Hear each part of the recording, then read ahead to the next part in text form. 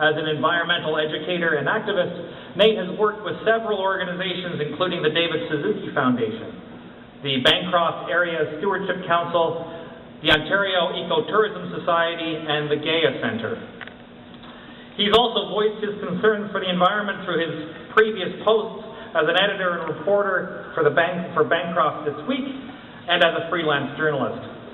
Nate has recently stepped into the role as the executive director of the Niagara region's largest grassroots environmental organization, Greening Niagara. Join me in welcoming Nate Smelle.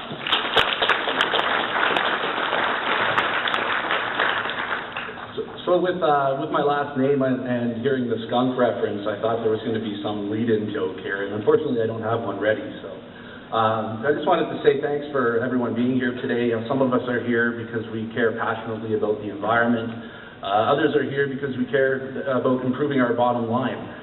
Whatever your reason, thank you. This is very important. So, and also thank you to NSI as well for putting this on. It's a fantastic event. We have living roofs and walls. We've all heard about them, we've seen images, and I've had the chance to work on a number of them, and they're really fascinating structures. When you see the benefits that they create, it's an easy sell. But often it's a difficult sell in the beginning because there's a lot of unknowns. So hopefully today I can help clear up some of those unknowns. So the presentation is called Bringing Life to Your Workplace Ecosystem with Living Roofs and Walls. So it's not necessarily just about bringing in biodiversity. Well, that is a big part of it. It's about bringing more of a hospitable atmosphere to your workplace. So the benefits, it says 5 benefits here. I see many more. That's just because I think when you build one of these structures and you see how it affects the locality where it exists, the benefits seem to be more evident over time, right? So you plant plants, plants will just show up on their own, but then so do other species, and they're really quite interesting to watch grow. So the first benefit I'm going to talk about is energy efficiency. We're here for the Energy Summit. There's, like I showed the slide before, sorry, I'm going to go back here. The 5 benefits that are usually identified are air pollution. It takes in air toxins from the environment and then puts out clean oxygen. Reduces runoff from storm water, so it takes stress off of the wastewater system. There's also the energy efficiency, which we'll talk about next. There's a couple different ways these structures are very energy efficient. One's in terms of insulation, the other is in terms of indoor, just less heat transfer. And of course, biodiversity and quality of life. So these different structural amendments, living roofs and walls, when you see them in a workplace or in a residential situation, it's amazing to watch the neighbors flock in and check out these structures. They're all looking from a distance at first, and then you see them get closer and closer throughout the building process, and then next thing you know, they're up on the roof with you. So improving energy efficiency. I like to use visual images a lot in my presentation here because when you look at it, it's quite obvious to see the difference between a green roof and, say, a conventional flat roof. And not just obviously the visual difference, but when you look at the environment created by a green roof, in this image here, you look at the bottom of this photograph and you can see the tar roof very devoid of any kind of life, and then you see the other side of this building where you can actually see the green roof thriving. And in terms of energy efficiency, this is really important because, the buildings are a huge heat sink in an urban environment. So our previous presenter, the presenter on the break from Halcyon Systems, he was mentioning how there's major energy waste in structures because of, simply the heat is just lost. Well, living roofs and walls help keep that heat in. So Here's a few numbers for you. It's so 87% reduction in heat gain from green roofs in the summer. That's a big number. That's so you know, you're talking about preventing that heat from entering your building through this vegetation, and 37% retention sort of reduction of heat loss in the winter. So you're keeping the heat inside because of the insulated qualities of these structures. Yeah, and at the bottom there, you'll see there's a study. This is by Stuart Gaffin from Columbia University, and you can see the number. So at a peak summer day, tar roof, approximately 176 degrees Fahrenheit, and not much of a membrane on top of that tar roof. So all of that heat's transferring through very easily into your workplace, and heat's already rising. So you don't really want your office on the top floor. Unless maybe you have a green roof. White roof here, you can see often they're better, quite a bit less in terms of how much heat is generated at the roof. So at 146 degrees Fahrenheit, it reflects the sunlight away and prevents some of that heat from coming in. But then the green roof, you can see a substantial difference.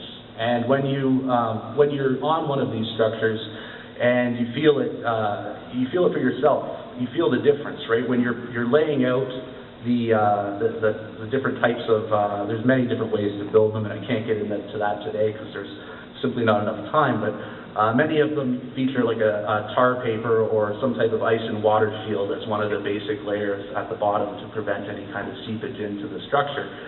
When you're standing on that, it's very hot. You can feel it through your boots. When you get to the point of putting in the different layers, and you're getting closer to the soil, you feel it cool down as you're building the structure. So I like this image here because it shows you the many different layers, and it shows you how the heat transfer dissipates as it moves down into your building. So you're going to be saving a lot of money in terms of how much heat you're saving in the winter and how much cooling that you're also saving in the summertime. This can go back here again as well. So there's some newer structures here, but then you can see this one here at the bottom bottom left corner is it's a Lons Meadows in Newfoundland. The Vikings actually had a technology that is basically it's a simple wattle and daub structure overlaid with like sod. So they would cut the sod and lay it on top. And this was able to, if anyone's been to the East Coast in the winter, it's not an easy winter to survive, especially in this part in the north. However, this was enough to keep them warm and to help them survive throughout the long winters. So here's part of that process I was describing before. So below, you're seeing the installation of a basic tar roof. Often really hard job, very, on a hot day, which is the best day to put them down, ironically, because it's the worst day for the workers and for the people up there actually making them happen. Then you look at a green roof, and you see the difference in terms of the workplace environment here for the people constructing. So the next benefit is stormwater runoff and rain retention. So basically, the living roof, the vegetation, the soil, the gravel, or whatever type of permeable membrane that's in there to help expel the water, all of that absorbs water, and it uses that water in many different ways. So I think the most important way is through the plants and the vegetation, because often that water doesn't even make it down to the layer where we have the different barriers to prevent the water from seeping into the building, because the plants will evapotranspire that water, using it to grow. So it takes a huge burden off of wastewater systems for municipalities, and that lowers costs for everybody in the long run. So. It's something you can see, there's an image here, like you see in these here, the conventional roof, the water is made to roll off of it. So the roof on my left it's doing its job. However, the roof on the right, the living roof, it's doing a different job. The water, it might not be raining as hard in this image. However, if you watch a living roof in a rainstorm, the water doesn't really pour off of it. You don't see many icicles on a living roof because that system holds that water. So it's preventing it from entering the system, the wastewater system, which is a huge advantage. So it also, aside from purifying the water, it purifies the air as well.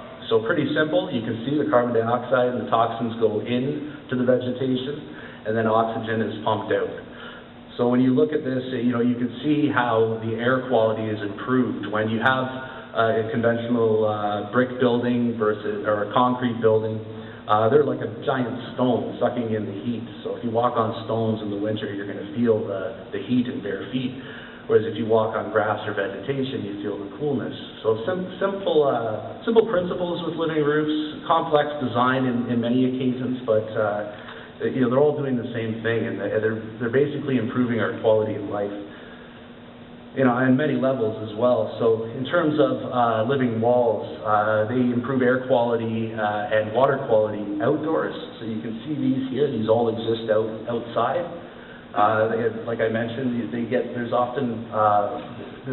designed to help bring communities together, so they'll be situated in locations where they're pretty much a tourist attraction or a work of art. So improving air quality outside and inside as well. So you look at these different systems here, and very, very different than what you see. From one to the next is completely different. They're almost an art project in some ways. At Green Niagara, we have a program called the Corporate Green Team, where we come in and we run a number of different workshops with your employees on how to make your workplace greener. And my favorite is living walls, because it's something that you can construct rather easily, and it's a good way to start. Because you can see the one box up here on the left. It's basically a wall-hanging garden box. So often it's stepped shelves that are layered in a certain way that the plants will cascade over one another, and then the plants will take over the box over time. So, like I said, they're fun to watch grow, and you have it in your workplace. It could be an opportunity to grow food as well, which I'll get into in a little bit. But yeah, very interesting systems. So I just mentioned food, and this is a big, food is a big part, food security, food resiliency, creating a sustainable local food system. Living roofs and walls, they all play a role in that. So in terms of the images you see here, the monarch is on a roof in Bancroft that I constructed. You can see the biodiversity thriving on the roof on the bottom there with all the black-eyed Susans and the asters. The nice thing about living roofs as well is if you're doing it in stages, which often a lot of people do, you don't have to plant the whole thing right away. You can just let nature take its course, and often you end up with a very beautiful roof anyway. So some of the builders won't tell you that because they want to sell you plants too, but yeah, it's just something you may want to wait on if you're thinking of one of these. And in terms of innovation, I love the picture on the top there of the bus in Spain. It's a mobile garden, just a very interesting application of a living roof. I was thinking about it at first in terms of air quality, and of course it's going to be serving that as well, but then it's taking, creating habitat up to the next level and having that nomadic kind of habitat created in the cities. So very interesting, and I think they would be a really unique case study as well in terms of how they improve the local ecosystem. So these here, every living roof is an educational opportunity. I mentioned before that often people will flock to see them once you're constructing them and when they're finished. But it's because they want to learn. They're curious. They look beautiful. It's a different style than most of us are used to. Where it's either shingles, metal roof, tiles, whatever type of roof that you have on your home. I'm betting most of the people in this room don't have a living roof. This is a really important innovation, I think, that we need to add into our structures. And I think businesses have an opportunity to take the lead on this one. It doesn't have to be large areas like you see in many of the images I've shown you. It could be a small outbuilding that you start with. You run a workshop with your employees, you build it, maybe you grow some food on top of it. These are both located in Toronto. The two individuals on the bottom harvesting lettuce, they're doing that on the roof of one of the buildings at Ryerson University. So they're making the most of their space. It's a higher efficiency on a few different levels, right? In terms of saving on energy, but then also in terms of adding food into your workplace. So on the pictures above, those are on the roof of the Fairmount Royal York in Toronto as well. And the chefs there use the vegetables and the herbs that they grow on their roof in their kitchen. And it's something that many restaurants now are moving towards local food, and you can't get much more local than your own roof. So, and another advantage is tourism and community building. And this here is a green roof technology that was implemented in New York in the early 2000s. It's called the Highline Trail. And just a fascinating place. What they've done is take this old elevated train bed and they've turned it into a park. So they were planning on demolishing it, and the costs were astronomical. So there was all of these people in the community. It runs along the west side of Manhattan through the Chelsea neighborhood, so very artsy community.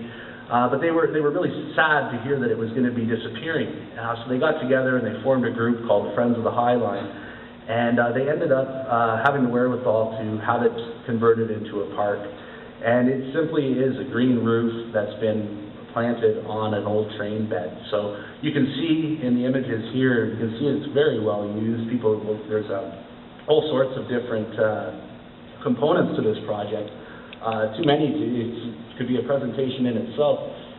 You can see, like I said, it is very well used. It is a tourist attraction. There is a amphitheater there. They have musical performances. They have guided nature tours through the downtown Manhattan, right? So it's creating this natural environment in an urban setting, which is it's great for